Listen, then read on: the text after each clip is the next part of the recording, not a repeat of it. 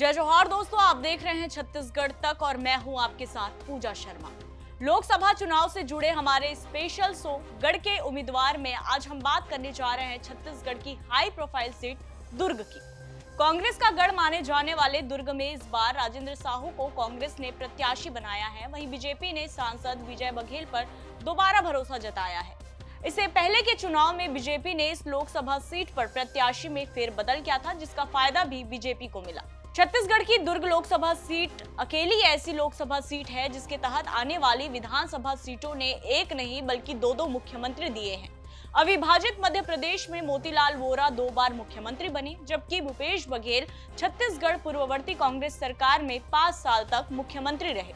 दुर्ग लोकसभा के तहत आने वाली पाटन विधानसभा क्षेत्र से वर्तमान में भी भूपेश बघेल विधायक चुने गए।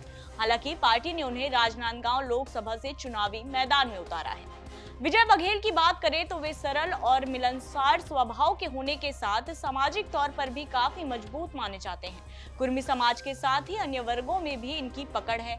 विजय बघेल ने साल 2000 में पहली बार नगर पालिका के अध्यक्ष पद के लिए निर्दलीय चुनाव लड़ा और जीत भी गए। इसके बाद साल 2003 के विधानसभा चुनाव में पाटन सीट से एनसीपी की टिकट पर चुनाव लड़े, लेकिन हार गए। इसके बाद उन्होंने साल 2004 में बीजेपी की सदस्यता ली।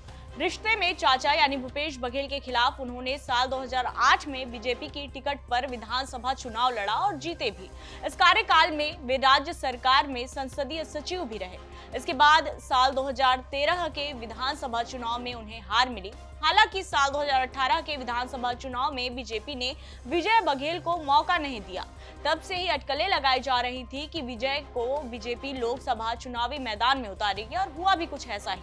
साल 2019 के लोकसभा चुनाव में बीजेपी ने इन्हें मौका दिया, जिसमें विजय बघेल प्रदेश में सबसे ज्यादा वोट से चुनाव जीते। अब बात करते हैं कांग्रेस प्रत्याशी की, तो इस बार कांग्रेस ने साहू ट्रम्प खेलते हुए राजेंद्र साहू को चुनावी रण में उतारा है। कांग्रेस शासन काल में ये दुर्ग के जिला सहकारी बैंक के अध्यक्ष रह चुके हैं। राजेंद्र साहू को पूर्व मुख्यमंत्री भूपेश बघेल का काफी करीबी भी माना जाता है। कांग्रेस ने युवा चेहरा राजेंद्र साहू को दुर्ग लोकसभा क्षेत्र से चुनावी मैदान में उतारकर बड़ा दांव खेला है, जिसके कई राजनीतिक मायने भी है। कांग्रेस में दुर्ग से लोकसभा चुनाव के लिए दिग्गज नेताओं की फौज के बावजूद राजेंद्र साहू को उतारने के पीछे भी कारण है। राजेंद्र साहू एक ऐसा नाम है जिनका व्यापक जनाधार है।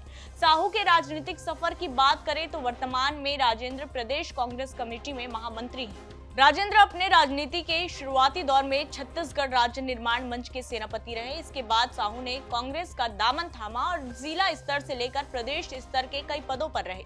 साल 2009 में स्थानीय नेताओं से अनबन के चलते इन्होंने अपना मन बदला और क्षेत्रीय पार्टी स्वाभिमान मंच से दमदारी से महापौर चुनाव लड़कर करीबी मुकाबले में दूसरे स्थान पर रहे।